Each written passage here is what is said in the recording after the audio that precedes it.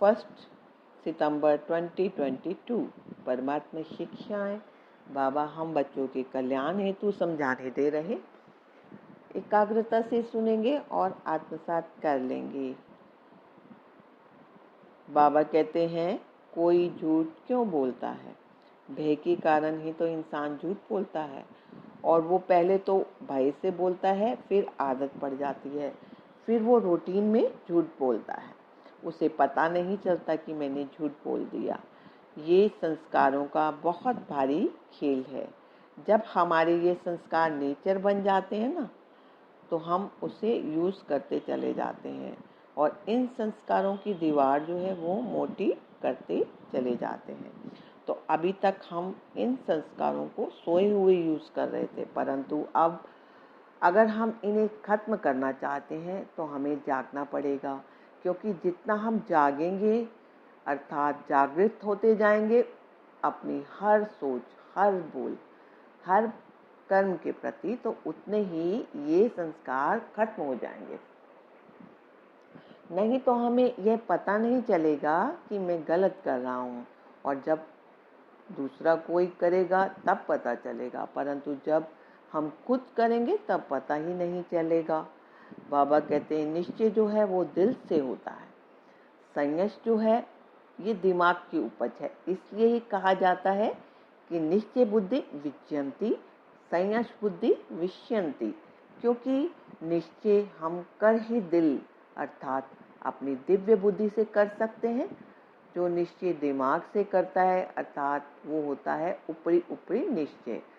तो उस निश्चय में संयम की परसेंटेज ज़्यादा होती है, क्योंकि वो निश्चय होता है स्वार्थवश, अर्थात जब तक उस आत्मा का स्वार्थ पूरा होता है तो निश्चय भी उस आत्मा का तब तक ही रहता है।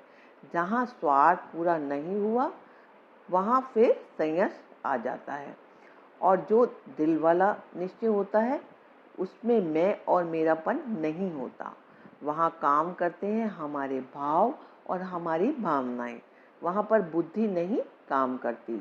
यही शुद्ध भाव और भावना हमारे निश्चय को सुदृढ़ बनाए हमें परमात्मा के समीप ले आती है, क्योंकि वहाँ स्वार्थ नहीं, केवल प्रेम है।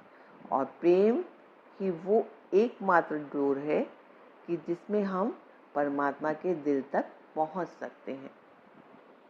शिव बाबा कहते हैं, जो बच्चा निश्चय और धैर्यता के गुण को अपनी शक्ति बना लेगा, वो ही मास्टर सर्वशक्तिमान बन पाएगा, अर्थात कल्प कल्प की विजयी आत्मा। इसीलिए आप सभी बातों में न्यारे रहो। बाबा बैठा है, हर बात में 100% कल्याण समाया हुआ है, क्योंकि हर आत्मा अपना एक्यूरेट पार्ट प्ले कर रही है।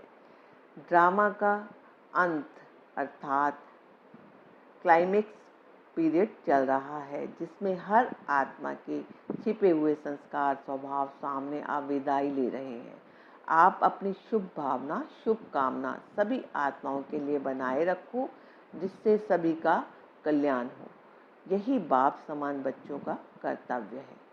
जैसे जैसे आप अपने उच्च स्वमान में स्थित हो जाएंगे, तो आपके व्यवहार में आपके गुण प्रत्यक्ष होंगे।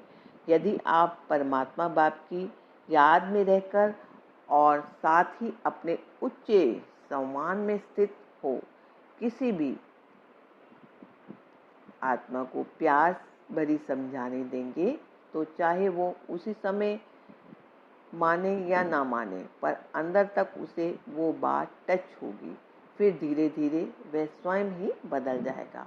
परंतु इसके लिए बैलेंस की अति आवश्यकता है, अर्थात ना तो किनारा करना है, ना ही उसमें फंसना है, बल्कि सम्मान में स्थित हो स्नेह, प्रेम और सहयोग देना है।